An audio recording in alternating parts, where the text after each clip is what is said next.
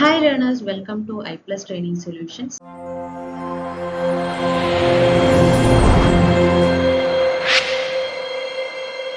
UGC NET Computer Science-ന്റെ മറ്റൊരു PYQ ഡിസ്കഷനിലേക്ക് എല്ലാ ലേണേഴ്സിനും സ്വാഗതം. സോ ഇന്ന് നമ്മൾ ഡിസ്കസ് ചെയ്യുന്നത് ഡിസംബർ 2025 റിമൈനിങ് PYQs ആണ്. So shall we go to the first question? Guys, are you ready? Yes, here is your first question. Again, നമ്മളൊരു assertion and reasoning type of question ലോട്ടാണ് പോകുന്നത്. So far നമ്മൾ ഏറ്റവും കൂടുതൽ type questions കണ്ടിരിക്കുന്നത് assertion and reasoning ആണ്. പിന്നെ വന്നിരിക്കുന്നത് step by step ലുള്ള arrangement. Again, then നമ്മൾ കണ്ടത് match the following ആണ്. So ഈ രീതിയിലുള്ള different type of questions നിങ്ങൾ note down ചെയ്യുക. What are the type of questions we can able to expect it? Why? Because അതിന്റെ base ചെയ്തിട്ടാണ് നമ്മുടെ ടൈം എവിടെ പോകുന്നു, എങ്ങനെ നമുക്ക് കൂടുതൽ ഫോക്കസ് ചെയ്യണം എന്നൊക്കെയുള്ള ഒരു ഐഡിയ കിട്ടുന്നത്. ഓക്കെ, സോ നമുക്ക് നോക്കാം എന്താണ് ആ ഒരു അസേർഷൻ തന്നിരിക്കുന്നത്, എന്താണ് റീസണിംഗിൽ തന്നിരിക്കുന്നത്. സോ അസേർഷനിൽ തന്നിരിക്കുന്നത് അസിമെട്രിക് കീ ക്രിപ്റ്റോഗ്രാഫി എന്ന് പറയുന്നത് സിഗ്നിഫിക്കന്റ്ലി ലോവർ ആണ്. So asymmetric key cryptography significantly lower than the symmetric key cryptography. So asymmetric എന്ന് പറയുന്നത് അസിമെട്രിക് എന്ന് പറയുന്നത് ലോവർ ആണ് ദാൻ ദാറ്റ് ഓഫ് സിമെട്രിക്. ഇതാണ് ഫസ്റ്റ് അസേർഷൻ. സോ അതിന്റെ റീസൺ പറഞ്ഞിരിക്കുന്നത് അസിമെട്രിക് കീ ക്രിപ്റ്റോഗ്രാഫി ആക്ച്വലി അത് ബേസ് ചെയ്തിരിക്കുന്നത് കോംപ്ലക്സ് ആയിട്ടുള്ള mathematical structure to secure the data. ഡാറ്റയുടെ സ്ട്രക്ചർ സെക്യൂർ ചെയ്യാനുള്ള കോംപ്ലക്സ് മാത്തമാറ്റിക്കൽ സ്ട്രക്ചർ ആണ്. അതുകൊണ്ടാണ് അത് സിഗ്നിഫിക്കന്റ്ലി ലോവർ ആണ് എന്ന് പറയാൻ കാരണം. വൈ? ബിക്കോസ് അതിന്റെ മാത്തമാറ്റിക്കൽ സ്ട്രക്ചർ കോംപ്ലക്സ് ആണ്. സോ ഇതിന്റെ ബേസ് ചെയ്തിട്ട് what can be the correct answer? So shall we move on to our options? Yes guys, here is your options. So the first option പറയുന്നത് A and R are correct and R is the correct explanation of A. Then A and R are correct and R is not the correct explanation of A. Third one, A is correct but R is not correct. Fourth one, A is not correct but R is correct. ഇങ്ങനെ 4 options ആണ് നിങ്ങൾക്ക് തന്നിരിക്കുന്നത്. അപ്പൊ നിങ്ങൾ നോക്കാം എന്താണ് symmetric key cryptography, എന്താണ് asymmetric key cryptography എന്നുള്ളത് നോക്കാം. നല്ല രീതിയിലുള്ള ഒരു അനാലിസിസ് നടത്തുക and tell me the answer. What can be the final? Yes, your answer is option number 1. Both A and R are correct and R is the correct explanation of A. അപ്പൊ നമുക്ക് നോക്കാം എങ്ങനെയാണ് ഈ asymmetric key cryptography വരുന്നത്, എങ്ങനെയാണ് അതുമായി ബന്ധപ്പെട്ട ബാക്കി കാര്യങ്ങൾ. Okay, so asymmetric key cryptography actually lower than that of symmetric key cryptography. ഇതാണ് നമ്മുടെ സ്റ്റേറ്റ്മെന്റ് തന്നിരുന്നത് അല്ലെ. സോ ഈ ഒരു like why? Because there will be complex mathematical ആയിട്ടുള്ള ഓപ്പറേഷൻസ് ഉണ്ട്. അതായത് കോംപ്ലക്സ് മാത്തമാറ്റിക്കൽ ഓപ്പറേഷൻസ് എന്ന് പറയുമ്പോൾ അവിടെ മോഡുലാർ എക്സ്പോണൻഷിയേഷൻ വരാം ആൻഡ് പ്രൈം ഫാക്ടറൈസേഷൻ വരാം. So the complex mathematical operations can be the modular exponentiation and the prime factorization. ഈ ഒരു രണ്ട് ഇത്തരത്തിലുള്ള മാത്തമാറ്റിക്കൽ ഓപ്പറേഷൻസിന് it will be require a significant computation. So ഇത്തരത്തിലുള്ള മാത്തമാറ്റിക്കൽ ഓപ്പറേഷന് സിഗ്നിഫിക്കന്റ് ആയിട്ടുള്ള കമ്പ്യൂട്ടേഷണൽ എന്ത് വേണം? പവർ വേണം. Okay, so asymmetric key cryptography slower ആണ് സിമെട്രിക്കിനേക്കാളും. കാരണം കൂടുതലായിട്ടുള്ള വളരെ കോംപ്ലക്സ് ആയിട്ടുള്ള മാത്തമാറ്റിക്കൽ ഓപ്പറേഷൻസ് വരുന്നത് കൊണ്ട് തന്നെ അവിടെ എന്തായിരിക്കും? അതിന് സിഗ്നിഫിക്കന്റ് ആയിട്ടുള്ള കമ്പ്യൂട്ടേഷൻ പവറിന്റെയും ആവശ്യമുണ്ട്. സോ ഇനി നമ്മൾ സിമെട്രിക് കീ ക്രിപ്റ്റോഗ്രാഫി ആണ് നോക്കുന്നതെങ്കിൽ നിങ്ങൾ നോക്കാം symmetric key cryptography in contrast it will be uses a relatively simpler algorithm. So symmetric key cryptography use ചെയ്യുന്നത് സിംപ്ലർ ആയിട്ടുള്ള അൽഗോരിതം. സിംപ്ലർ അൽഗോരിതം എന്ന് പറയുന്നത് അവിടെ ബ്ലോക്ക് സൈഫേഴ്സ് ആവാം, സ്ട്രീം സൈഫേഴ്സ് ആവാം അല്ലെ. സോ ബ്ലോക്ക് സൈഫേഴ്സും സ്ട്രീം സൈഫേഴ്സും ഒക്കെ എന്താണ്? കമ്പ്യൂട്ടേഷണലി അത് എഫിഷ്യന്റ് ആണ്. Okay, so symmetric key cryptography എന്ന് പറയുന്നത് റിലേറ്റീവ്ലി സിംപ്ലർ അൽഗോരിതം ആണ്. അവിടെ എന്താണ്? ബ്ലോക്ക് സൈഫേഴ്സ്, സ്ട്രീം സൈഫേഴ്സ് ഒക്കെയാണ് അവിടെ വരുന്നത്. ഇത് കമ്പ്യൂട്ടേഷണലി എന്താണ്? ആക്ച്വലി ഇത് എഫിഷ്യന്റ് ആണ്. ഓക്കെ, ഇനി അസേർഷനിൽ നമ്മൾ പറയുന്നത് ഈ തന്നിരിക്കുന്ന അസേർഷൻ സ്റ്റേറ്റ്മെന്റ് കറക്റ്റ് ആണ്. കാരണം എന്താന്ന് വെച്ചാൽ നമ്മൾ പറഞ്ഞത് അസിമെട്രിക് ആയിട്ടുള്ള cryptography it will be slower than that of symmetric, right? Why? Because of the computational intensity. So നമ്മുടെ റീസൺ തന്നിരുന്നത് അതാണ്. Actually അതിന്റെ ഒറിജിനൽ റീസണും അതാണ്. So that the reason is also correct. So assertion the reason എന്താണ് തന്നിരിക്കുന്ന reason is also correct, so that we can say that the reason and the like reason and the assertion is correct, and reason is a correct explanation for assertion. So reason R എന്ന് പറയുന്നത് correct ആണ്. കാരണം എന്താന്ന് വെച്ചാല് the security of the symmetric cryptography depend ചെയ്തിരിക്കുന്നത് എന്തിലായിരിക്കും? Complexity of the mathematical problem. ഒരു mathematical problem എത്രത്തോളം complex ആണ് അതിൽ ബേസ് ചെയ്തിട്ടിരിക്കും. Such as ഇപ്പൊ നമുക്ക് പറയുകയാണെങ്കിൽ factoring the larger number or solving the discrete algorithm. ഈ cases ഒക്കെയാണ് അതിൽ വരുന്നത്. Since the complexity of the mathematical structure, ഒരു mathematical structure ന്റെ complexity എന്തായിരിക്കും? അത് directly affect ചെയ്യുന്നത് speed and R is the correct explanation ആണ്. അതാണ് നമ്മളിപ്പോ പറഞ്ഞത്. സോ അങ്ങനെയെങ്കിൽ നിങ്ങൾ നോക്കുക, ഒരു എന്താ പറയാ asymptotic cryptography എടുക്കുന്ന സമയത്ത് അവിടെ എത്രത്തോളം കമ്പ്യൂട്ടേഷണൽ പവേഴ്സ്, അതായത് ഫാക്ടറൈസേഷൻ ആയിക്കോട്ടെ, ബാക്കി ഏത് രീതിയിലുള്ള കമ്പ്യൂട്ടേഷൻ മാത്തമാറ്റിക്കൽ ഓപ്പറേഷൻ ആയിക്കോട്ടെ, കൂടുതലായിട്ടും അവിടെ ഇത്തരത്തിലുള്ള കൂടുതൽ കമ്പ്യൂട്ടേഷൻ പവർ വേണ്ട ഓപ്പറേഷൻസ് ആണ് അത് പെർഫോം ചെയ്യുന്നതെങ്കിൽ it will be makes a problem. Okay, so നമുക്ക് അഡീഷണൽ ഇൻഫോർമേഷൻസ് എന്തൊക്കെയാണെന്ന് നമുക്ക് തന്നെ നോക്കാം. So the asymmetric key cryptography. So here നമ്മൾ യൂസ് ചെയ്യുന്നത് ഒരു പെയർ ഓഫ് കീസ് ഉണ്ട് അല്ലെ. സോ പെയർ ഓഫ് കീ എന്ന് പറയുന്ന സമയത്ത് ഇവിടെ പബ്ലിക് കീ ഉണ്ട് ആൻഡ് ഇവിടെ നമുക്കൊരു പ്രൈവറ്റ് കീ ഉണ്ട്.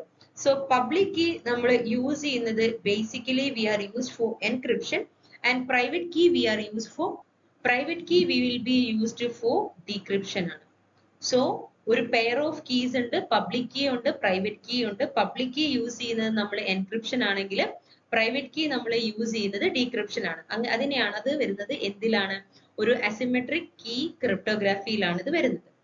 ഇനി ഈ ഒരു ഇതിൽ തന്നെ there are some common algorithms ഉണ്ട് ഈ ഒരു ഇതിൽ തന്നെ. അതാണ് ഒന്ന് RSA അൽഗോരിതം, മറ്റൊന്നാണ് ECC. ECC എന്ന് പറയുന്നത് എലിപ്റ്റിക് കർവ് ക്രിപ്റ്റോഗ്രാഫി. ECC യുടെ ഫുൾ ഫോം ആണ് elliptic curve cryptography. So elliptic curve cryptography and another one is called as Diffie-Hellman. Diffie-Hellman എന്ന് പറയുന്നത് മറ്റൊരു അൽഗോരിതം ആണ്. So the applications include ചെയ്തിരിക്കുന്നത് secure communications, digital signature and the key exchange mechanism. ഇത്തരത്തിലുള്ള applications ആണ് അതിൽ വരുന്നത്. ഇനി സിമെട്രിക് കീ ക്രിപ്റ്റോഗ്രാഫി. ഈ സിമെട്രിക് കീ ക്രിപ്റ്റോഗ്രാഫിയിൽ വരുന്നത് എന്തൊക്കെയാന്ന് നമുക്ക് നോക്കാം. So symmetric key cryptography use ചെയ്യുന്നത് സെയിം കീ ആണ് ഫോർ ബോത്ത് എൻക്രിപ്ഷന് വേണ്ടിയിട്ടും ഡീക്രിപ്ഷന് വേണ്ടിയിട്ടും. അത് യൂസ് ചെയ്യുന്നത് എന്തായിരിക്കും? സെയിം കീ ആണ്. ആൻഡ് അവിടെ വരുന്ന കോമൺ അൽഗോരിതം. സോ ഇവിടെ നമ്മൾ അസിമെട്രിക് ആയിട്ടുള്ള കീ ക്രിപ്റ്റോഗ്രാഫിയും സിമെട്രിക് ആയിട്ടുള്ള കീ ക്രിപ്റ്റോഗ്രാഫി നമുക്ക് എങ്ങനെ ഡിഫറൻഷിയേറ്റ് ചെയ്യും, അതാണ് നമ്മൾ പറയുന്നത്. സോ സിമെട്രിക്കില് അവിടെ സെയിം കീ ആണ് എന്തിനു വേണ്ടി? എൻക്രിപ്ഷനും ഡീക്രിപ്ഷനും വേണ്ടി യൂസ് ചെയ്യുന്നത്. ഇവിടെ വരുന്ന അൽഗോരിതം ആണ് AES. AES എന്ന് പറയുന്നത് അഡ്വാൻസ്ഡ്. ഈ എക്സാമ്പിൾസ് ഒക്കെ നിങ്ങൾ നോട്ട് ചെയ്യണം, കാരണം മാച്ച് ദ ഫോളോയിങ് ചോദിച്ചിട്ടുണ്ട്. ഇതിൽ ഈ ഒരു എക്സാമ്പിൾസ് എല്ലാം എന്താണ്? ഇതെല്ലാം ഇമ്പോർട്ടന്റ് ആണ്. ആൻഡ് ഇവിടെ AES ആൻഡ് DS. AES എന്ന് പറയുന്നത് അഡ്വാൻസ്ഡ് എൻക്രിപ്ഷൻ സ്റ്റാൻഡേർഡ് ആണ്. DS എന്ന് പറയുന്നത് ഡാറ്റ എൻക്രിപ്ഷൻ സ്റ്റാൻഡേർഡ് ആണ്. And another one is called as blowfish. Okay, ഇതും എന്താണ്? ഒരു എൻക്രിപ്ഷൻ സ്റ്റാൻഡേർഡിൽ വരുന്നതാണ്. ഇനി മറ്റൊന്ന് വരുന്നത് ഇവിടെ വരുന്ന ആപ്ലിക്കേഷൻസ് ആണ്. ഈ ഒരു applications will be include encrypting a large volume of data due to it speed and efficiency. സ്പീഡും എഫിഷ്യൻസിയും കാരണം നമുക്ക് ലാർജ് വോളിയം ഓഫ് ഡാറ്റനെ നമുക്ക് എന്ത് ചെയ്യാൻ പറ്റും? എൻക്രിപ്റ്റ് ചെയ്യാൻ പറ്റും. അത് വൺ ഓഫ് ദി ആപ്ലിക്കേഷൻ ആണ്. ഇനി ഇതിന്റെ രണ്ടിന്റെയും വളരെ ബേസിക് ആയിട്ടുള്ള കുറച്ച് കീ ഡിഫറൻസസ് ആണ് നമ്മൾ പറയുന്നത്. First one, as I already told you, it is speed. So symmetric എന്താണ്? ഫാസ്റ്റ് ആണ്. ആൻഡ് അസിമെട്രിക് സ്ലോ ആണ്. കീ മാനേജ്മെന്റ് അവിടെ സിമെട്രിക്കിൽ നമ്മൾ യൂസ് ചെയ്യുന്നത് സെയിം കീ ആണ്, എൻക്രിപ്ഷനും ഡീക്രിപ്ഷനും. ആൻഡ് ഹിയർ ഇതിനെ റിക്വയർ ചെയ്യുന്നത് സെക്യൂർ കീ ആണ് for the distribution. whereas asymmetrical നമ്മൾ യൂസ് ചെയ്യുന്നത് എന്താണ്? പബ്ലിക് കീ ആണ് ആക്ച്വലി നമ്മൾ യൂസ് ചെയ്യുന്നത്. ഇനി എവിടെയൊക്കെ നമുക്ക് യൂസ് ചെയ്യാം? സോ സിമെട്രിക് ക്രിപ്റ്റോഗ്രാഫി നമ്മൾ യൂസ് ചെയ്യുന്നത് ബൾക്ക് ഡാറ്റ എൻക്രിപ്ഷന് വേണ്ടിയിട്ടാണ്. അസിമെട്രിക് നമ്മൾ യൂസ് ചെയ്യുന്നത് എന്താന്ന് വെച്ചാൽ സെക്യൂർ ആയിട്ടുള്ള കീ എക്സ്ചേഞ്ചസിന്. ഓക്കെ, സെക്യൂർ ആയിട്ടുള്ള കീ എക്സ്ചേഞ്ചസിന് വേണ്ടിയിട്ട് ആൻഡ് ഡിജിറ്റൽ സിഗ്നേച്ചേഴ്സിന് വേണ്ടിയിട്ട് ഇതിനാണ് നമ്മൾ എന്ത് യൂസ് ചെയ്യുന്നത്? അസിമെട്രിക് ക്രിപ്റ്റോഗ്രാഫി നമ്മൾ യൂസ് ചെയ്യുന്നത്. അപ്പോൾ സിമെട്രിക് ക്രിപ്റ്റോഗ്രാഫി യൂസ് ചെയ്യുന്നത് ബൾക്ക് ആയിട്ടുള്ള ഡാറ്റ എൻക്രിപ്ഷൻ ആണ്. അസിമെട്രി യൂസ് ചെയ്യുന്നത് സെക്യൂർ ആയിട്ടുള്ള key exchange and digital signature. Okay, clear ആയോ ഇത്രയും? ഇനി അടുത്ത question, arrange the following step for the pulse code modulation, അതായത് or else you can call it as PCM. So pulse code modulation ന്റെ സ്റ്റെപ്സിനെ arrange ചെയ്യാനാണ് question. You have certain options, the certain steps. The first one is given as sampling, second low pass filter, third encoding, fourth one quantization. So ഇതിൽ ഏതൊക്കെ സ്റ്റെപ്പാണ് first വരുന്നത്, ഏതൊക്കെ സ്റ്റെപ്പാണ് last വരുന്നത് നോക്കുക. എന്നിട്ട് ആൻസർ പെട്ടെന്ന് പറഞ്ഞേ. Pulse code modulation. So we have certain options. Shall I mention the options? The options are first one ABCD, second BCDA, third BADC, and the fourth one DCBA. ഏതായിരിക്കും നമ്മുടെ കറക്റ്റ് ആൻസർ പറയൂ? So എന്തായിരിക്കും ഈ ഒരു pulse code മോഡുലേഷന്റെ correct step എന്ന് പറയുന്നത് പറയൂ? Yes, the answer can be option number 3 BADC. എങ്ങനെയാ അത് വന്നേക്കുന്നേ പറഞ്ഞേ? സോ നമ്മൾ ഉദ്ദേശിക്കുന്നത് പൾസ് കോഡ് മോഡുലേഷൻ ആണ്. Otherwise you can called as a PCM. So PCM actually ചെയ്യുന്നത് കൺവേർട്ട് ചെയ്യാണ് അനലോഗ് സിഗ്നൽസിനെ ഡിജിറ്റൽ സിഗ്നലിലേക്ക് through a series of steps. So analog സിഗ്നൽസിനെ, സോ പൾസ് മോഡ് ചെയ്യുന്നത് എന്താന്ന് വെച്ചാല് വി ഹാവ് അനലോഗ് സിഗ്നൽ അല്ലെ. സോ അനലോഗ് സിഗ്നലിനെ എന്തിലോട്ട് മാറ്റുന്നു? ഡിജിറ്റൽ സിഗ്നലിലോട്ട് മാറ്റുന്നു. So analogue signal is converted into digital signal. അതിനെയാണ് നമ്മൾ പൾസ് കോഡ് മോഡുലേഷൻ എന്ന് പറയുന്നത്. സോ ഈ ഒരു കേസസിൽ ഫസ്റ്റ് ഓഫ് ഓൾ നമ്മൾ കറക്റ്റ് സീക്വൻസ് ഫസ്റ്റ് വരുന്നത് ലോ പാസ് ഫിൽട്ടർ ആണ്. Low pass filter. So low pass filter എന്ന് പറയുന്നത് ഹൈ ഫ്രീക്വൻസി കോമ്പണന്റിനെ റിമൂവ് ചെയ്യാണ്. എന്തിന്? To prevent the aliasing. So aliasing prevent ചെയ്യാൻ വേണ്ടിയിട്ട് നമ്മൾ ഹൈ ഫ്രീക്വൻസി കോമ്പണന്റിനെ റിമൂവ് ചെയ്യുന്നതിനെയാണ് എന്തെന്ന് പറയുന്നത്? ലോ പാസ് ഫിൽട്ടർ എന്ന് പറയുന്നത്. സോ ഫസ്റ്റ് നമ്മൾ ഹൈ ഫ്രീക്വൻസിയിൽ വരുന്ന കോമ്പണന്റ്സിനെ റിമൂവ് ചെയ്യാം. രണ്ടാമത്തെ കാര്യം എന്ന് പറയുന്നത് ഇനി റിമൂവ് ചെയ്ത് കഴിഞ്ഞിട്ട് ബാക്കിയുള്ളതിന് നമ്മൾ എന്ത് ചെയ്യാം? സാമ്പിൾ ചെയ്യാം. സോ സെക്കൻഡ് കാര്യം എന്ന് പറയുന്നത് സാമ്പിളിംഗ് ആണ്. Sampling means we have to capture the discrete samples of the analog signal at the specific interval. So ഓരോ സ്പെസിഫിക് ആയിട്ടുള്ള ഇന്റർവെല്ലിലും ഏതൊക്കെയാണ് എടുക്കേണ്ടത് അല്ലെങ്കിൽ ഏതൊക്കെ അനലോഗ് സിഗ്നൽസ് ആണ് കറക്റ്റ് വരുന്നത് അതിനെ ക്യാപ്ചർ ചെയ്യുന്നതിനാണ് സാമ്പിളിംഗ് എന്ന് പറയുന്നത്.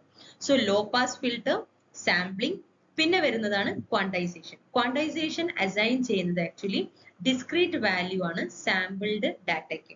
സോ സാമ്പിളിംഗ് കഴിഞ്ഞ് എഴുതിയിരിക്കുന്ന ഡാറ്റനെ നമുക്ക് we can called as a sampled data. So അതിലാണ് എന്ത് വരുന്നത്? ക്വാണ്ടൈസേഷൻ വരുന്നത്. ആൻഡ് ഓൾസോ ഈ ഒരു ക്വാണ്ടൈസേഷൻ സ്റ്റെപ്പിനകത്ത് we can expect a quantization error. Quantization എററിനെ നമുക്ക് ഇവിടെ എന്ത് ചെയ്യാൻ പറ്റും? ഇവിടെ നമുക്ക് എക്സ്പെക്ട് ചെയ്യാൻ പറ്റും. ഓക്കെ, ഇനി വരുന്ന അടുത്ത സ്റ്റെപ്പാണ് എൻകോഡിംഗ്. എൻകോഡിംഗ് എന്ന് പറയുന്നത് നിങ്ങൾക്ക് അറിയാലോ, ബൈനറി ആയിട്ട് തന്നെ കൺവേർട്ട് ചെയ്യുന്നതിനാണ് എൻകോഡിംഗ് എന്ന് പറയുന്നത്. അതായത് എൻകോഡിംഗ് മീൻസ് ഇവിടെ ക്വാണ്ടൈസ്ഡ് ആയിട്ടുള്ള, it will B converting the quantised value into A binary format four transmission or storage. So transmission അല്ലെങ്കിൽ സ്റ്റോറേജിന് വേണ്ടിയിട്ട് ഈ ക്വാണ്ടൈസ്ഡ് വാല്യൂവിനെ ബൈനറിയിലോട്ട് മാറ്റുന്നതിനെയാണ് എന്തെന്ന് പറയുന്നത്? Encoding. Encoding means converting the quantized value into the binary format, and this binary format നമ്മൾ എന്തിനാണ് മാറ്റുന്നത്? For the transmission or the storage. Okay, ഇനി വരുന്ന ഒരു പോയിന്റ് ആണ് the order will be ensure the accurate conversion of the analog signal into digital format suitable for further processing. ഇനി ഇത് കഴിഞ്ഞിട്ട് അടുത്ത സ്റ്റെപ്പിലേക്ക്, ഇനി അടുത്തത് ഏതാണ്, എങ്ങനെയാണ് അനലോഗ് സിഗ്നൽ. സോ ഈ ഒരു ഓർഡറിൽ തന്നെ അത് പോയെങ്കിൽ മാത്രമേ നമുക്ക് എന്ത് ചെയ്യാൻ പറ്റുള്ളൂ, ഇതിനെ കറക്റ്റ് ആയിട്ട് എടുക്കാൻ പറ്റുള്ളൂ. സോ ഫസ്റ്റ് ഓഫ് ഓൾ നമ്മളൊരു അഡീഷണൽ ഇൻഫോ ആയിട്ട് what you mean by a sampling. So sampling frequency must be at least twice the highest frequency in the analog signal. Analog സിഗ്നൽസിൽ എത്രയാണോ അതിനേക്കാളും എന്തായിരിക്കണം? ഹയസ്റ്റ് ഫ്രീക്വൻസി ആയിരിക്കണം സാമ്പിളിംഗിൽ വരുന്നത്. സോ ബേസിക്കലി സാമ്പിളിംഗ് ക്യാപ്ചർ ചെയ്യുന്നുണ്ട് എന്ത്? ഡിസ്ക്രീറ്റ് ആയിട്ടുള്ള time representation of the continuous data. So ഈ ഒരു ഡിസ്ക്രീറ്റ് ആയിട്ടുള്ള ടൈം റെപ്രസെന്റേഷൻ ക്യാപ്ചർ ചെയ്യുന്നത് എന്തിലാണ്? സാമ്പിളിംഗിലാണ്. മറ്റൊരു കാര്യം എന്ന് പറഞ്ഞു നമ്മൾ ക്വാണ്ടൈസേഷൻ, അതായത് സാമ്പിളിംഗ് കഴിഞ്ഞിട്ട്. സോ ക്വാണ്ടൈസേഷനിൽ certain errors വരുന്നുണ്ട്. So the quantization will be introducing an error that is termed as quantization noise. ക്വാണ്ടൈസേഷനിൽ വരുന്ന എററിന് പറയുന്ന പേരാണ് എന്ത്? ക്വാണ്ടൈസേഷൻ നോയിസ് എന്ന് പറയും. സോ ഹൈ റെസൊല്യൂഷൻ ആണെങ്കിൽ അത് എന്ത് ചെയ്യുന്നുണ്ട്? ക്വാണ്ടൈസേഷൻ എററിനെ റെഡ്യൂസ് ചെയ്യുന്നുണ്ട് and but increasing the data size. So high resolution ആണെങ്കിൽ, അതായത് ഹൈ റെസൊല്യൂഷൻ ആണെങ്കിൽ അവിടെ ക്വാണ്ടൈസേഷൻ എന്ത് ചെയ്യുന്നുണ്ട്? ക്വാണ്ടൈസേഷൻ റെഡ്യൂസ് ചെയ്യും, പക്ഷെ ഡാറ്റയുടെ സൈസ് ഓഫ് ദി ഡാറ്റ എന്ത് ചെയ്യുന്നുണ്ട്? ഇൻക്രീസ് ആവും. സോ ഹൈ റെസൊല്യൂഷൻ ടൈമിൽ ഡാറ്റയുടെ സൈസ് ഇൻക്രീസ് ആവും, പക്ഷെ അവിടെ ക്വാണ്ടൈസേഷൻ എന്താവുന്നുണ്ട്? റെഡ്യൂസ് ആവുന്നുണ്ട്. ഇനി എൻകോഡിംഗ് ആണ്. സോ എൻകോഡിംഗ് എന്ന് പറയുന്ന സമയത്ത് അവിടെ ബൈനറി എൻകോഡിംഗ് വരുന്നുണ്ട്. സോ ബൈനറി എൻകോഡിംഗ് എൻഷുർ ചെയ്യുന്നത് കോമ്പാക്റ്റബിലിറ്റി ആണ് വിത്ത് ഡിജിറ്റൽ സിസ്റ്റം. സോ ഡിജിറ്റൽ സിസ്റ്റത്തിൽ വരുന്ന കോമ്പാക്റ്റബിലിറ്റി എൻഷുർ ചെയ്യുന്നതാണ് ആര്? Binary encoding. പിന്നെ വരുന്നത് എന്താന്ന് വെച്ചാൽ കോമൺ എൻകോഡിംഗ് ആണ്. So different type of encoding ഉണ്ട് അല്ലെ. ബൈനറി എൻകോഡിംഗ് എൻഷുർ ചെയ്യുന്നത് ഡിജിറ്റൽ സിസ്റ്റത്തിലെ കോമ്പാക്റ്റബിലിറ്റി ആണ്. ആൻഡ് കോമൺ എൻകോഡിംഗ് സ്കീമിൽ വരുന്നത് എന്താന്ന് വെച്ചാൽ uniform PCM and non uniform PCM. ഇതാണ് കോമൺ എൻകോഡിംഗിൽ വരുന്നത്. സോ കോമൺ എൻകോഡിംഗിൽ വരുന്നതാണ് uniform PCM and non uniform PCM എന്ന് പറയുന്നത്. So this will B comes under common encoding. Okay, clear ആയോ? സോ ഇതാണ് നമ്മുടെ എൻകോഡിംഗിൽ വരുന്ന ആ ഒരു സ്റ്റെപ്സ് എന്ന് പറയുന്നത്. ഓക്കെ, സോ നെക്സ്റ്റ് വരുന്നത് മാച്ച് ദ ഫോളോയിങ് ആണ്. List 1 with list 2. So list 1 തന്നിരിക്കുന്നത് syntax stream, character stream, intermediate representation and token stream. So ഇത് വളരെ എന്താ പറയാ, എപ്പോഴും കണ്ടിന്യൂസ് ആയിട്ട് ചോദിക്കുന്ന ഒരു PYQ ആണ്. വൈ? ബിക്കോസ് കമ്പൈലറിന്റെ ഓരോരോ ഫേസും കമ്പൈലറിന്റെ ഓരോരോ ഫേസിലും ഉണ്ടാവുന്ന ടൂൾസും വളരെ വളരെ ഇമ്പോർട്ടന്റ് ആണ്. Along with that what happened in that each phase. Okay, so compiler phases തന്നിരിക്കുന്നത് കോഡ് ജനറേറ്റർ ഉണ്ട്, ദെൻ സിന്റാക്സ് അനലൈസർ ഉണ്ട്, സെമാന്റിക് അനലൈസർ ഉണ്ട് ആൻഡ് ലെക്സിക്കൽ അനലൈസർ ഉണ്ട്. ഇതിൽ ഏതാണ് കറക്റ്റ് എന്നാണ് നിങ്ങൾ പറയേണ്ടത്. So shall we move on to the options? Yeah, so here is your option. Option 1 A2 B3 C4 and D1. Option 2 A3 B4 C1 and D2. Option 3 A3 B1 C4 and D2. Option 4 A1 B4 C2 and D3. What can be the correct answer? ഇതാണ് നിങ്ങൾ പറയേണ്ടത്. പറയൂ, എന്തായിരിക്കും നമ്മുടെ correct answer വരുന്നത്? Yes, your correct answer is option number 2 A3 B4 C1 and D2. So എങ്ങനെയാണ് ഈ ഒരു ആൻസറിലേക്ക് നമ്മൾ എത്തിയെന്ന് നമുക്ക് നോക്കാം. സി, ഇവിടെ ഈ ഒരു ഇത് പ്രകാരം സിന്റാക്സ് ട്രീ എന്ന് പറയുന്നത് ഓൾവേസ് അസോസിയേറ്റ് ചെയ്തിരിക്കുന്നത് എന്തായിരിക്കും? Syntax tree or you can called as parse tree. ഇത് ഓൾവേസ് ഏത് ഫേസിലാണ് വരുന്നത്? സെമാന്റിക് അനലൈസറിന്റെ ഫേസിലാണ് വരുന്നത്. കാരണം സിന്റാക്ടിക്കലി അല്ലെങ്കിൽ സെമാന്റിക്കലി അത് കറക്റ്റ് ആണോ ചെക്ക് ചെയ്യണം. ആൻഡ് ക്യാരക്ടർ സ്ട്രീം ആ ഒരു പേരിൽ നിന്ന് തന്നെ നിങ്ങൾക്ക് ക്ലിയർ ആണ്. It will be character stream or you can called as lexemes or you can called as token. അത് വരുന്നത് ഏതിലായിരിക്കും? ലെക്സിക്കൽ അനലൈസറിലായിരിക്കും. ആൻഡ് ടോക്കൺ സ്ട്രീം, ഈ ക്യാരക്ടർ ആണ് നമുക്ക് ലെക്സിക്കലിൽ വരുന്നത്, അതിനെ ടോക്കൺ ആക്കി മാറ്റുന്ന ടോക്കണിനെയാണ് അടുത്ത ഫേസിലോട്ട് പോകുന്നത്. സോ ടോക്കൺ സ്ട്രീം എവിടെയാണ് യൂസ് ചെയ്യുന്നത്? സിന്റാക്സ് അനാലിസിസിലാണ് യൂസ് ചെയ്യുന്നത്. സോ ടോക്കൺ സ്ട്രീം നമ്മൾ യൂസ് ചെയ്യുന്നത് സിന്റാക്സിലാണ്. So the token stream is produced by the syntax analyzer and the intermediate representation generate ചെയ്തിരിക്കുന്നത് ഏതാണ്? കോഡ് ജനറേറ്റർ ആണ്. So syntax ട്രീയിൽ വരുന്നത് semantic analyzer and the character streamൽ വരുന്നത് lexical, token streamൽ വരുന്നത് ഏതാണ്? syntax analyzer ആണ്. ഫസ്റ്റത്തേത് semantic ആണ്. Then നമുക്ക് വരുന്നത് intermediate representation ആണ്. intermediate representation വരുന്നത് കോഡ് ജനറേറ്ററിലാണ്.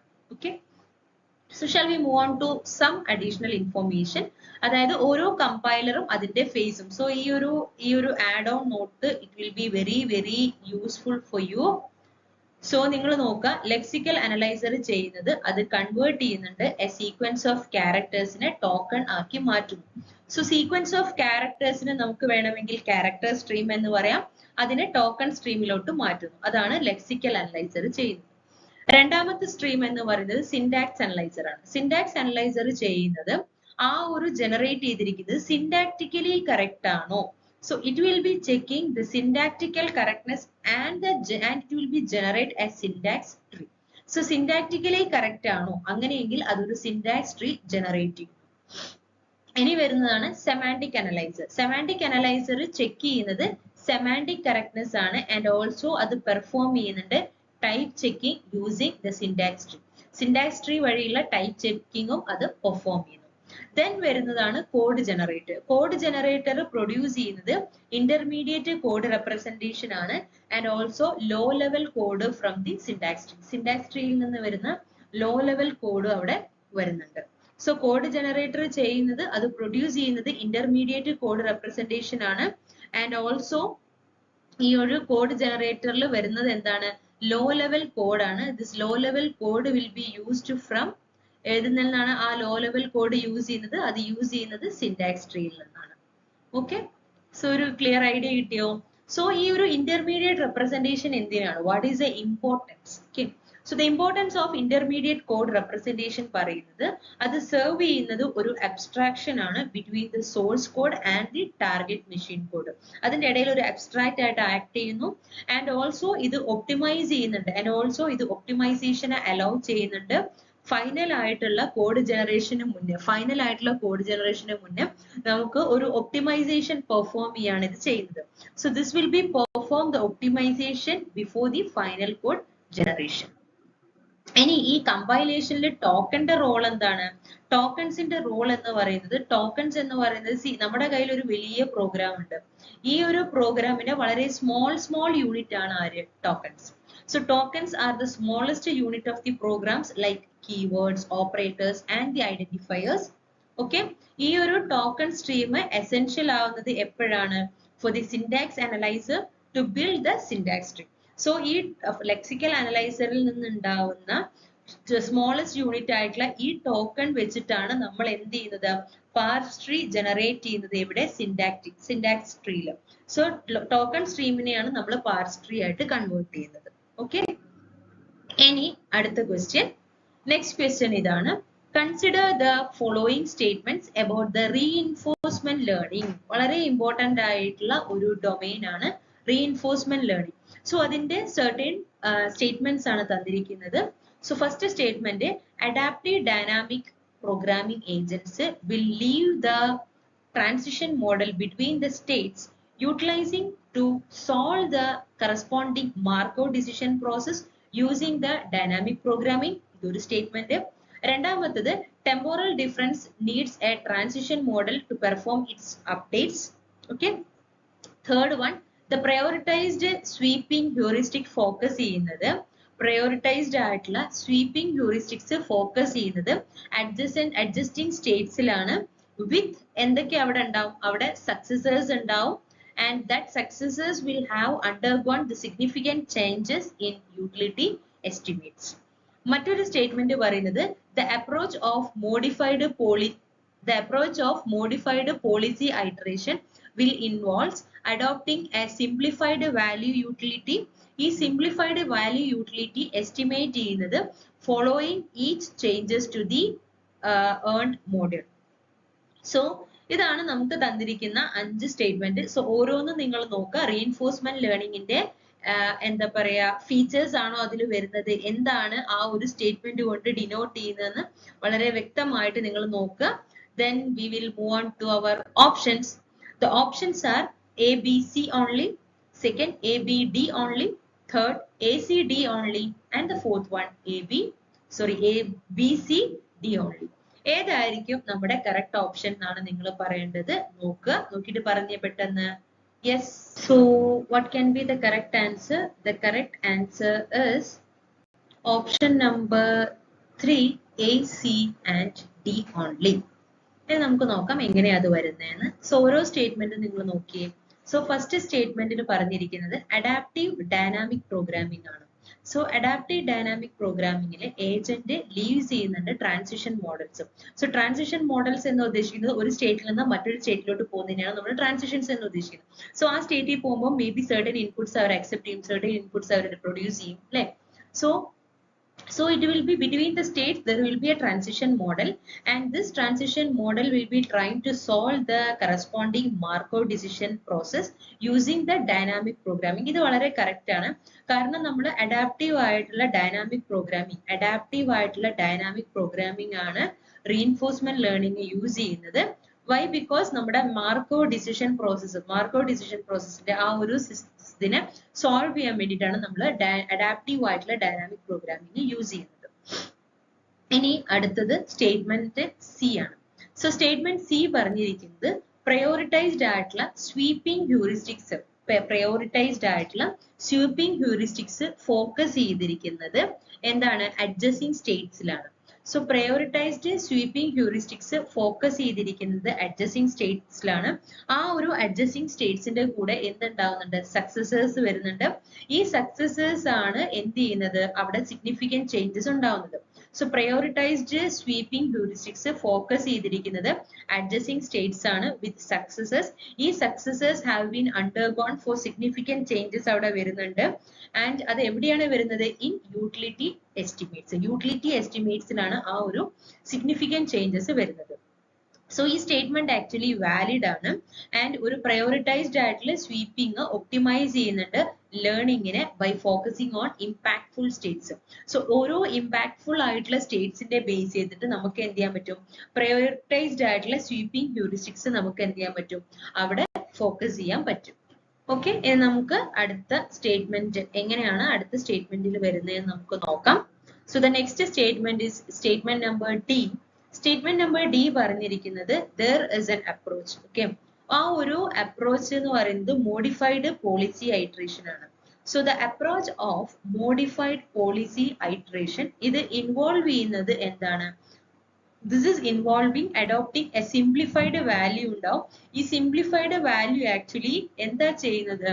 ഈ ഒരു simplified value estimate ചെയ്യുന്നത് ഓരോരോ ഒരു സ്റ്റേജിൽ നിന്ന് മറ്റൊരു സ്റ്റേജിലോട്ട് പോകുമ്പോൾ എന്തൊക്കെയാണ് changes. So this value will be estimating following each changes to the learned model. ആ learned മോഡലിലേക്ക് വരുന്ന ഓരോ ചേഞ്ചസും ആണ് അത് കൊണ്ടുവരുന്നത്.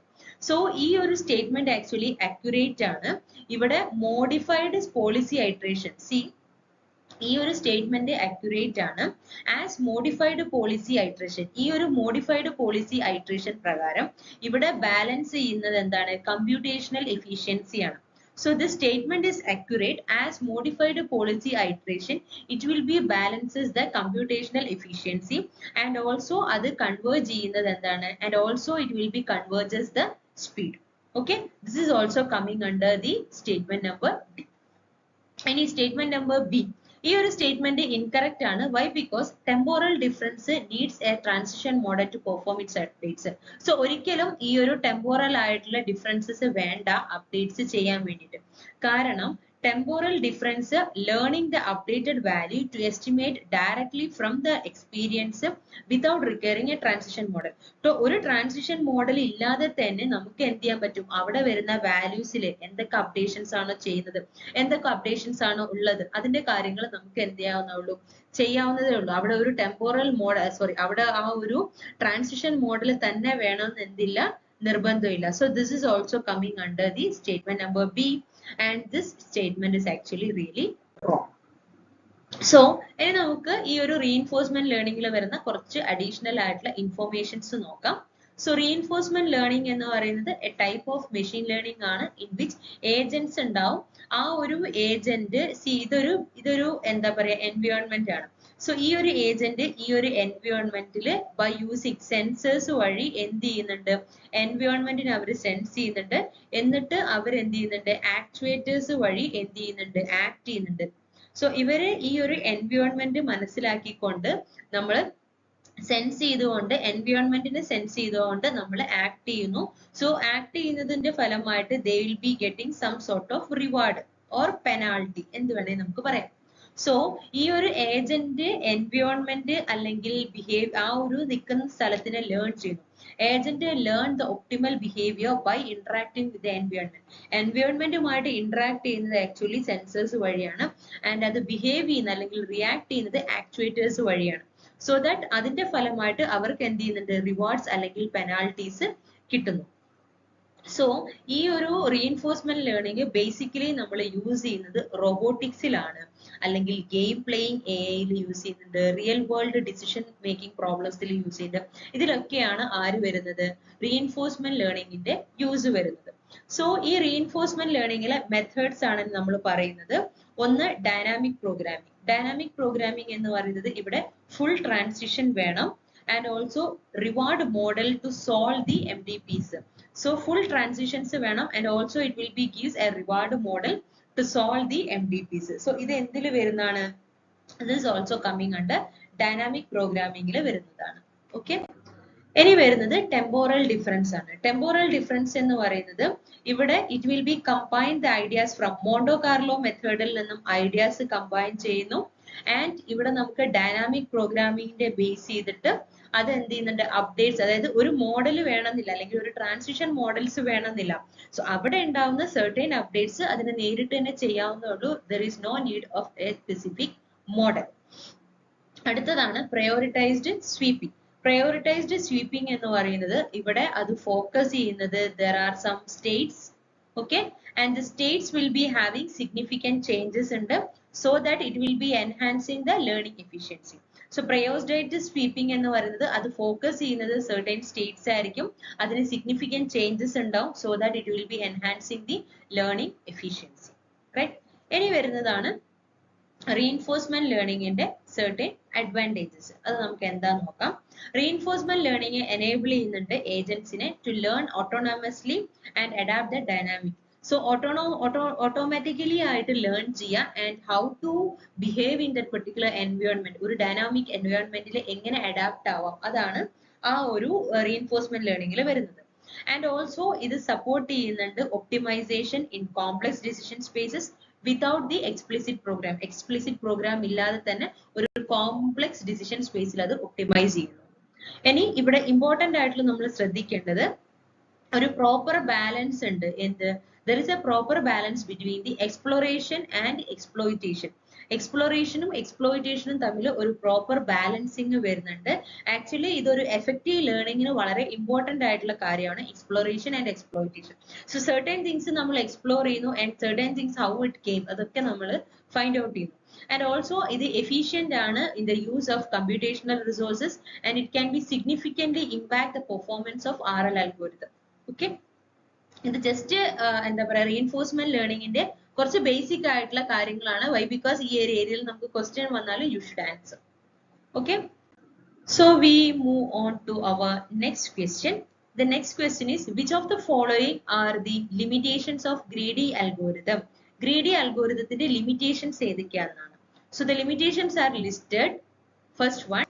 So the first one is they will fail for NP hard problem. Okay. Second, they may not give the optimal solution for all the problems. That is also another limitations. And another one is that they are faster than dynamic programming in most cases. അത് faster ആണെന്ന് പറയുന്നു. മറ്റൊരു കാര്യം എന്ന് പറയുന്നത് they make local choices without looking ahead. So മുന്നോട്ട് നോക്കാതെ തന്നെ അത് എന്ത് ചെയ്യുന്നുണ്ട്? ലോക്കൽ ചോയ്സസ് ഉണ്ടാക്കുന്നു. സോ ഗ്രീഡി അൽഗോരിതത്തിന്റെ certain limitations ആണിത്. നല്ലപോലെ നോക്കുക എന്തൊക്കെയാണ് അതിന്റെ limitations ആയിട്ട് വരുന്നത്. That is our question. So what are the limitations of greedy algorithm? What are the statements which coming under the limitations of greedy algorithm? So the options are first one A and C only, second BC, third ABCD, and the fourth one BD. So greedy algorithത്തിന്റെ limitations ന്റെ ഏതൊക്കെയാണെന്നാണ്. So the answer is option number 4, B and D only. എല്ലാ പ്രോബ്ലത്തിനും അതൊരു optimal solution കൊടുക്കുന്നില്ല. രണ്ട്, അത് local solution local ചോയ്സസിന്റെ base ചെയ്തിട്ടാണ് without seeing the others. What can be the next അത് നോക്കുന്നില്ല, local solutions കൊടുക്കുന്നു. സോ ഗ്രീഡി അൽഗോറിതംസ് ഡിസിഷൻസ് എടുക്കുന്നത് based on the best immediate or local choices ഈ സ്റ്റെപ്പ്. ആ കറന്റ് സ്റ്റെപ്പിൽ എന്താണ് ഡിസിഷൻ അതാണ്. ബാക്കി മുന്നോട്ട് എങ്ങനെ ഇരിക്കുന്നു അതിന്റെ ഒരിക്കലും നമ്മൾ നെക്സ്റ്റ് വാട്ട് ക്യാൻ ബി അതിന്റെ ബേസിൽ ഒരിക്കലും സൊല്യൂഷൻ എടുക്കുന്നില്ല. ഇന്റർമീഡിയറ്റ് അല്ലെങ്കിൽ ആ ഒരു ടൈമിലെ ചോയ്സ് ആണ് എന്ത് നമ്മുടെ സൊല്യൂഷൻസ് ആയിട്ട് വരുന്നത്. So they may not always lead to the optimal solution for every problems, because they do not consider the global context. Globally അത് എങ്ങനെ വരുന്നു, global context എന്താന്ന് അവരവിടെ കൺസിഡർ ചെയ്യുന്നില്ല. ആ ടൈമിലുള്ള എന്താ പറയുക immediate or that particular choice, ആ ഒരു പൊസിഷനിൽ ആ ഒരു ടൈമിലുള്ള ചോയ്സ് അത്രയേ ഉള്ളൂ. ഒരിക്കലും ഇമ്മീഡിയറ്റ് സൊല്യൂഷൻസ് അല്ലെങ്കിൽ ഒപ്റ്റിമൽ സൊല്യൂഷൻസ് അത് കൊണ്ടുവരുന്നില്ല. ഇനി greedy algorithm fail ചെയ്യുന്നത് for certain problems where the local optimum does not guarantee a global optimum. Local optimum ഒരിക്കലും global optimum എന്ത് ചെയ്യുന്നില്ല, guarantee ചെയ്യുന്നില്ല. So that certain problemത്തിൽ ഈ ഒരു algorithm എന്താണ്, fail ആണ്. മറ്റൊരു കാര്യം, unlike dynamic programming അല്ലാതെ തന്നെ they do not use a systematic approach. So dynamic പ്രോഗ്രാമിംഗിൽ അല്ലാതെ തന്നെ ഇത് ഒരിക്കലും എന്ത് ചെയ്യുന്നില്ല, ഒരു സിസ്റ്റമാറ്റിക് അപ്രോച്ച് യൂസ് ചെയ്യുന്നില്ല to evaluate all the possible. ബാക്കി എല്ലാ ഏതൊക്കെ ചാൻസസ് വരാം, ഏതൊക്കെ പോസിബിലിറ്റീസ് വരാം, എല്ലാ പോസിബിലിറ്റീസിനെയും അത് ഇവാലുവേറ്റ് ചെയ്യുന്നില്ല. certain period, certain സ്റ്റെപ്പിൽ which will be better, that only it will be considering. So ഈ ഒരു problem, this will be limit their applicability to certain problem. So the limitations of greedy algorithm will include their reliance on the local choice and the inability to handle the complex problem that will be required a forward planning. So മുന്നോട്ട് എന്ത് എന്നതിനെ കുറിച്ച് നമ്മൾ ചിന്തിക്കുന്നില്ല, but apart from that, what can be the now, what can be we do to what we can able to do now, that's only we will be considering. So the additional informations are ഈ greedy algorithmത്തിന്റെ characteristics ആണ്. ഒന്ന്, അത് work ചെയ്യുന്നത് on the problems where the locally optimal choices will be there, and this local optimal choices will be leads to a global optimal solution. And also they are faster ആണ് and they are more memory efficient ആണ്. ഇത് fast ആണ് and ഇത് വളരെ they are fast and more memory efficient ആണ് compared to the dynamic program, but have a limited. So fast ആണ് and dynamic programനെ വെച്ച് നോക്കുമ്പോൾ കൂടുതൽ efficient ആണ്, but applicability എന്താണ്, ലിമിറ്റഡ് ആണ്. റൈറ്റ്. ഇനി ഈ ഒരു ഗ്രീഡി അൽഗോരിതത്തിൽ വരുന്ന കുറച്ച് എക്സാമ്പിൾസ് ആണ്. The examples of problems which is used for greedy algorithm. So ഒരു പ്രോബ്ലം ഈ ഒരു ഗ്രീഡിയിൽ വരുന്നതാണ് ഹഫ്മാൻ കോഡിംഗ്. നിങ്ങൾക്ക് അറിയാം, മോസ്റ്റ്ലി അതിന്റെ പ്രോബ്ലംസും ചോദിക്കാറുണ്ട്. Then another one activity selection problem. So Huffman coding അത് യൂസ് ചെയ്തിരിക്കുന്നത് ലോസ്ലെസ് ഡാറ്റ കംപ്രഷന് വേണ്ടിയിട്ടാണ്. Huffman coding used for lossless data compression, Prism's algorithm. So Huffman coding എന്തിലാണ്, data compression Prim's algorithmത്തിലാണ് അത് യൂസ് ചെയ്യുന്നത്. for lossless data compression വേണ്ടിയിട്ടാണ് use ചെയ്യുന്നത്. and also Huffman coding is used to find the minimum spanning tree. ഒരു ഗ്രാഫിന്റെ minimum spanning tree find out ചെയ്യുന്നു. പിന്നെ വരുന്നതാണ് activity selection problem. Activity selection problem എന്തിനാണ് യൂസ് ചെയ്യുന്നത്, that is also used to select the maximum number of non overlapping activities. Overlap ചെയ്യാത്ത ആക്ടിവിറ്റീസിന്റെ ഇതിൽ വരുന്നതാണ് എന്ത്, ആക്ടിവിറ്റി സെലക്ഷൻ പ്രോബ്ലം. അത് യൂസ് ചെയ്യുന്നത് to select a maximum number of non overlapping activities. Okay. ഇനി നമ്മൾ പറഞ്ഞ ബിയും ഡിയും കറക്റ്റ് ആണ് എന്ന് പറയാൻ കാരണം എന്താന്ന് വെച്ചാല്, actually the option B is correct. Why? Because the greedy algorithm do not guarantee the optimal solution, and D is correct. Why? Because that focus in the local choice and without considering forward. So next question, see, we have a disk queue. Consider a disk queue with request for input output to block on cylinders such as 98, 183, 37, 122, 14, 124, 65 and 67 in that order. So if the disk head is initially at the cylinder 53. Suppose നമ്മുടെ disk scheduling algorithm ആണ്. ഇതിലെ disk head ഇരിക്കുന്നത് 53ലാണ് and ഇവിടെ നമ്മൾ use ചെയ്യുന്നത് SSFT ആണ്, shortest so SSTF എന്ന് പറയുന്നത് ഷോർട്ടസ്റ്റ് സീക്ക് ടൈം ഫസ്റ്റ് ആണ്, time first. So shortest seek time first, ഇതാണ് ആ ഒരു SSTF നെ കൊണ്ട് ഉദ്ദേശിക്കുന്നത്. and the question is, you have to arrange the following movement of the head position in the order of traversal. ഏത് order ആണ് അത് വരിക എന്നാണ് question. so the first one തന്നിരിക്കുന്നത് 67, B തന്നിരിക്കുന്നത് 37, C 65, D 98 and the E is 14. So ഇനി ഇവര് തന്നിരിക്കുന്നത് ഇതാണ് നമ്മുടെ നമ്പേഴ്സ്, ഇത് ഏത് ഓർഡറിലാണെന്നാണ് question. So the first option is it can be in the order A, B, C, D, E. Second, it can be in the order C, A, E, B, D. Third, it can be in the order C, A, B, E, D. Fourth one, it can be in the order A, C, D, B, E. അപ്പൊ ഏത് ഓർഡറിലാണ് നമ്മുടെ ഈ ഒരു disk ഷെഡ്യൂളിങ്ങിൽ ഇതിനെ കൊടുത്തിരിക്കുന്നതെന്നാണ് നമ്മൾ കണ്ടുപിടിക്കേണ്ടത്. So പെട്ടെന്ന് ചെയ്ത് നോക്കൂ. ചെയ്ത് നോക്കിയിട്ട് ആൻസർ പറഞ്ഞേ. What can be the correct answer? Yes, the correct answer is option number 3, C, A, B, E, D. So ഇതെങ്ങനെയാ വരുന്നത് നമുക്ക് നോക്കാം. So shortest seek time first, SSTF അല്ലേ. So this is one of the disk scheduling algorithm. So SSTF ന്റെ ട്രാവേഴ്സലാണ് നമ്മൾ break down ചെയ്യുന്നത്. അപ്പം initially ആ ഹെഡിന്റെ പൊസിഷൻ ഇരുന്നത് എവിടെയാണ്? 53ലാണ്. ഇനീഷ്യൽ ഹെഡ് പൊസിഷൻ 53 ആണ്. ആ ഒരു ക്യൂയുടെ പെൻഡിങ് ക്യൂ വരുന്നത് 98, 183, 37, 122, 14, 124, 65 and 67. ഈ ഒരു SSFT അൽഗോരിതം ഓൾവേസ് സെലക്ട് ചെയ്യുന്നത് പെൻഡിങ് റിക്വസ്റ്റിനെയാണ്. അതായത് that will be closest to the current head position. So SSTF എപ്പോഴും എന്താ പറയാ നോക്കുന്നത് പെൻഡിങ് റിക്വസ്റ്റ് ആയിരിക്കും. ആ pending request which will be closest to the current head position ആയിരിക്കും. So why it is closest means so that it can able to minimize the seek time. Seek time minimize ചെയ്യുക എന്നതാണ് അവിടെ കൊണ്ട് ഉദ്ദേശിക്കുന്നത്. So first നമ്മൾ ഇരിക്കുന്നത് എവിടെയാണ്? 53ലാണ് നമ്മൾ ഇരിക്കുന്നത്. ഈ 53ന്റെ വളരെ അടുത്തുള്ളത് ആരാണ്? ആക്ച്വലി 65 ആണ്. ഈ ലിസ്റ്റില് 53യുടെ അടുത്തുള്ളത് ആരാണ്? 65 ആണ്. വൈ? ബിക്കോസ് അതിന്റെ ഡിഫറൻസ് എന്ന് പറയുന്നത് 12 ആണ്. സോ അതാണ് നമ്മൾ 53യുടെ നിയർ ബൈ ആയിട്ട് വരുന്ന ഏതാണ്? 65 ആണ്. അതായത് അതിന്റെ ഡിഫറൻസ് എന്ന് പറയുന്ന രണ്ടിന്റെയും തമ്മിൽ എത്രയാണ്? 12 ആണ്. ഇനി അടുത്തതെന്ന് പറയുന്നത് ഏതായിരിക്കും? അപ്പൊ 65ന്റെ തൊട്ടടുത്ത് എന്ന് പറയുന്നത്, സോ ആദ്യം നമ്മൾ 53, അത് കഴിഞ്ഞിട്ട് 65, അതിന്റെ തൊട്ടടുത്ത് വരുന്നതാണ് 67, റൈറ്റ്? ഇനി 67നുമായിട്ട് കുറച്ചും കൂടി അടുത്ത് വരുന്നത് ആക്ച്വലി ഏതാണ്? ആ ഒരു സിലിണ്ടർ എന്ന് പറയുന്നത് 37 ആണ്. കാരണം 67 ഇതും തമ്മിൽ 30 ഡിസ്റ്റൻസേ ഉള്ളൂ.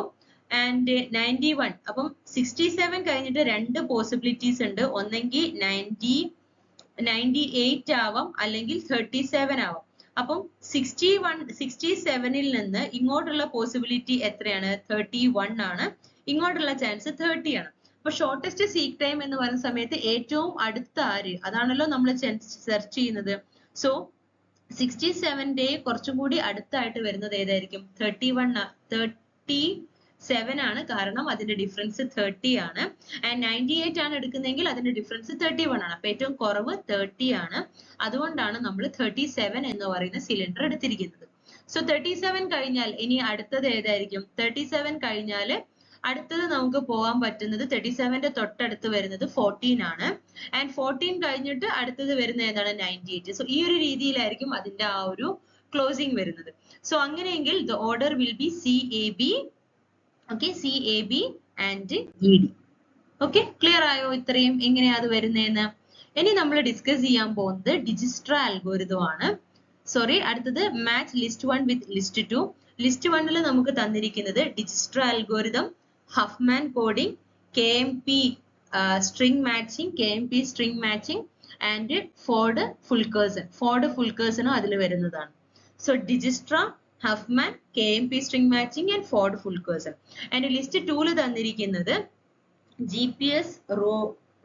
GPS route finding, data compression, text editor search function, then network bandwidth optimization. ഇത് രണ്ടുമാണ് നമുക്ക് തന്നിരിക്കുന്നത്. സോ നിങ്ങൾ ഇത് കറക്റ്റ് മാച്ചിങ് ഏതാന്ന് നോക്കിയിട്ട് പറയൂ. The correct matching can be, yes, we have some option. Here is your option. The option 1 is A2, B4, C1 and D3. Option 2, A1, B2, C3 and D4. Option 3, A3, B2, C3 and D1.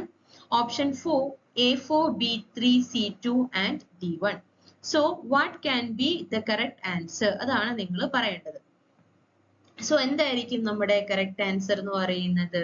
Yes, your correct answer can be The correct answer can be option number 2, A1, B2, C3 and D4. So എങ്ങനെയാണ് വരുന്നത് നിങ്ങൾ നോക്കിയേ. So ഡിജിസ്ട്ര algorithm actually അത് use ചെയ്തിരിക്കുന്നത് shortest പാത്തിന് വേണ്ടിയിട്ടാണ്. So Dijkstra algorithm is used for finding the shortest path between the nodes in a graph. And also Dijkstra algorithm shortest path ആണ്. ഇപ്പൊ GPS നമ്മൾ നോക്കുകയാണെങ്കിൽ ഏറ്റവും അടുത്തുള്ളതാണ് നമ്മൾ പ്രിഫർ ചെയ്യുന്നത്. So Dijkstra algorithm is applicable in GPS route and also അത് find ചെയ്യുന്നുണ്ട് the system to compute the most efficient routes. Okay. രണ്ടാമത്തേതാണ് ഹഫ്മാൻ കോഡിംഗ്. ഹഫ്മാൻ കോഡിംഗ് എന്ന് പറയുന്നത് ലോസ്ലെസ് ആയിട്ടുള്ള ഡാറ്റ കംപ്രഷൻ അൽഗോരിതം ആണ്. അത് അസൈൻ ചെയ്തിരിക്കുന്നത് വേരിയബിൾ ലെങ്ത് ആണ്. So this will be assigned into variable length code to input character. Variable length code to input character ലോട്ടാണ് അത് assign ചെയ്തിരിക്കുന്നത്. ഹഫ്മാൻ കോഡിംഗ് കോമൺ ആയിട്ട് നമ്മൾ യൂസ് ചെയ്തിരിക്കുന്നത് ഡാറ്റ കംപ്രഷൻ ടെക്നിക് ആണ്. സോ ദാറ്റ് ഈ ഒരു ഡാറ്റ കംപ്രഷൻ ടെക്നിക്കിൽ it will be reducing the file size. ഫയലിന്റെ സൈസ് റെഡ്യൂസ് ചെയ്യുക എന്നതാണ് നമ്മൾ അവിടെ എന്ത് ചെയ്യുന്നത് ഉദ്ദേശിക്കുന്നത്. ഡാറ്റ കംപ്രഷൻ ടെക്നിക്സിൽ നമുക്ക് യൂസ് ചെയ്യാന്ന് പറയുന്നത്. ഇനി വരുന്നതാണ് KMP string matching. So KMP string matching എന്ന് പറയുന്നതും അതിന്റെ ഫുൾ ഫോം ആണ് ക്നൂത്ത് മോറിസ് പ്രാറ്റ് അൽഗോരിതം. ഈ KMP സ്ട്രിംഗ് മാച്ചിങ് എന്ന് പറയുന്നതും ഒബ്വിയസ്ലി അത് പാറ്റേൺ സെർച്ചിങ് ആണ്. ആ ഒരു സ്ട്രിങ്ങിനകത്തുള്ള പാറ്റേൺ സെർച്ചിങ് ഇൻ സ്ട്രിംഗ്, ആ ഒരു സ്ട്രിങ്ങിലെ പാറ്റേൺസ് സെർച്ച് ചെയ്യാം. സോ KMP string matching എന്ന് പറയുന്നത് actually it's an algorithm which will be efficient method ആണ് for string match patterns searching in string, and it is frequently use ചെയ്തിരിക്കുന്നത് text editor search functionsലാണ് for locating the specific words or pattern in the text document. Text document specific ആയിട്ടുള്ള pattern അല്ലെങ്കിൽ words find out ചെയ്യാൻ. മറ്റൊന്നാണ് Ford Fulkerson. So Ford Fulkerson എന്ന് പറയുന്നത് it's another algorithm in which we will be using the maximum flow ആണ് ഒരു flow നെറ്റ്വർക്കില്. ഇത് highly utilise ചെയ്തിരിക്കുന്നത് നെറ്റ്വർക്ക് ബാൻഡ്വിഡ്ത്ത് ഒപ്റ്റിമൈസേഷൻ ആണ് to maximize the data flow in the computer networks. ഇനി additional information ആയിട്ട് അതിന്റെ applications ആണ്. What are the applications of algorithms? ഒന്ന് Dijkstra algorithm യൂസ് ചെയ്തിരിക്കുന്നത് GPS navigation, network routing protocols, robotics, path planning. Huffman coding വരുന്നത് we can able to use for the compression such as compressing into zip, PNG and JPG for efficient storage and transmission. Then KMP string matching ൽ വരുന്നത് അത് use ചെയ്യുന്നത് text editing software ആണ്. അവിടെ search engines, DNA sequence analysis ഒക്കെ വരുന്നുണ്ട്. Then വരുന്നത് Ford Fulkerson ആണ്. ഫോർഡ് ഫുൾക്കേഴ്സൺ ഇംപ്ലിമെന്റ് ചെയ്തിരിക്കുന്നത് നെറ്റ്വർക്ക് ഡിസൈനിലാണ്. And the traffic flow analysis വരുന്നുണ്ട് ആൻഡ് റിസോഴ്സ് അലോക്കേഷൻ പ്രോബ്ലം. ഇനി ബേസിക് ആയിട്ടുള്ള ഈ ഒരു അൽഗോരിതത്തിന്റെ ക്യാരക്ടറിസ്റ്റിക്സ് ഒന്ന് എഫിഷ്യൻസി, രണ്ടാമത്തത് ഫ്ലെക്സിബിലിറ്റി ആണ്. എഫിഷ്യൻസി എന്ന് പറയുമ്പോൾ ഓരോ അൽഗോരിതം ഒപ്റ്റിമൈസ് ചെയ്തിട്ടുണ്ട് to perform certain task with minimal time and space. Flexibility ഡിജസ്ട്രയും ഫോർഡ് ഫുൾക്കേഴ്സനും റിയൽ വേൾഡ് പ്രോബ്ലംസ് സോൾവ് ചെയ്യാൻ വേണ്ടി കുറച്ചും കൂടി ഈസി ആണ്. ഓക്കെ. ഇനി സ്കെയിലബിലിറ്റി, ഇതും അനദർ വൺ ക്യാരക്ടറിസ്റ്റിക്സ് ആണ്. സ്കെയിലബിലിറ്റി എന്ന് പറയുന്നത് it will B capable of handling large data set അല്ലെങ്കിൽ മോർ കോംപ്ലക്സ് നെറ്റ്വർക്കിനെ എല്ലാം ഇഫക്റ്റീവ്ലി നമുക്ക് ഹാൻഡിൽ ചെയ്യാൻ വേണ്ടി പറ്റും. Okay. Yes, here is your next question. Match the list 1 with list 2. List 2 ൽ തന്നിരിക്കുന്നത് dynamic programming, greedy, backtracking, branch and bound. വളരെ ഈസി മാച്ച് ദ ഫോളോയിങ് ആണ്. ലിസ്റ്റ് 2 ൽ തന്നിരിക്കുന്നത് Floyd Warshall shortest path, Huffman coding, Hamiltonian cycle problem, then travelling salesman problem using lower bound. വളരെ easy ആയിട്ടുള്ള ഒരു match the following ആണ് നമുക്ക് തന്നിരിക്കുന്നത്. Yes, what can be the correct answer? Yes, we'll move on to our options. The first one, A2, B3, C4 and D1. Second option, A4, B3, C2 and D1. Third option, A1, B2, C3 and D4. And the fourth option, A4, A3, B4, C1 and D2. So these are the options. These are the options that given below. So now you have to tell me what is the correct answer. So the correct answer can be option number 3, A1, B2, C3 and D4.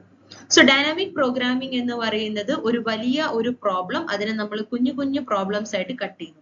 So we are trying to solving a problems by breaking them into smaller overlapping subproblems. Smaller ആയിട്ടുള്ള overlapping subproblem ആയിട്ട് നമ്മൾ അതിനെ break down ചെയ്യുന്നു. So Floyd-Warshall algorithm. See, Floyd-Warshall algorithm എന്ന് പറയുന്നത് one of the example of dynamic programming. Dynamic programming ന്റെ ഒരു example ആണ്. ഇത് apply ചെയ്തിരിക്കുന്നത് to find the shortest path. ആ ഒരു ഗ്രാഫിനകത്തുള്ള shortest path find out ചെയ്യാൻ വേണ്ടിയിട്ടാണ് Floyd-Warshall algorithms യൂസ് ചെയ്യുന്നത്. So, dynamic programming ന്റെ example ആണ് Floyd-Warshall.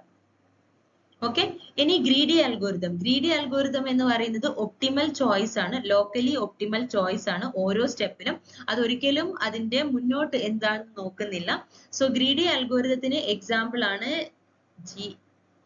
greedy algorithmത്തിന്റെ example ആണ് Huffman. ഇനി Huffman coding എന്ന് പറയുന്നത് data compressionന് വേണ്ടിയിട്ടുള്ളതാണ്. ഇനിയുള്ളത് ബാക്ക് ട്രാക്കിംഗ് ആണ്. ബാക്ക് ട്രാക്കിംഗ് എന്ന് പറയുന്നത് ഒരു ജനറൽ ആയിട്ടുള്ള അൽഗോരിതമിക് ടെക്നിക്സ് ആണ്, which is used to solve the problems incrementally by trying a partial solution and then abundantly they are not suitable. So ബാക്ക് ട്രാക്കിങ്ങിന്റെ എക്സാമ്പിൾ ആണ് എന്ത്? ഹാമിൽട്ടോണിയൻ. ഹാമിൽട്ടോണിയൻ എന്ന് പറയുന്നത് ബാക്ക് ട്രാക്കിങ്ങിന്റെ one of the example ആണ്.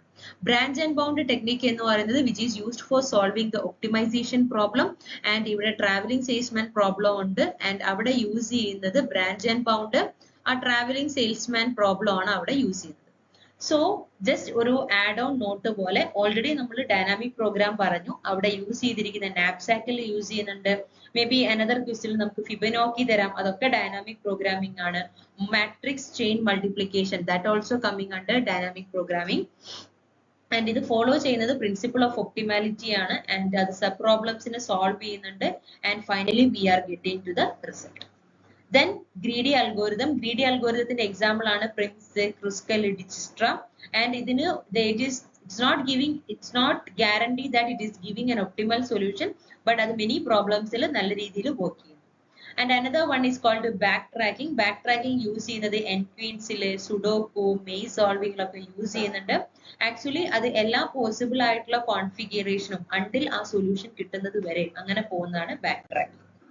അടുത്തത് branch and bound. ഞാൻ already പറഞ്ഞു, അത് combinatorial and optimization problems ആയിട്ടുള്ള traveling salesman problem and integer programming ഇതൊക്കെ solve ചെയ്യാനാണ് യൂസ് ചെയ്യുന്നത്.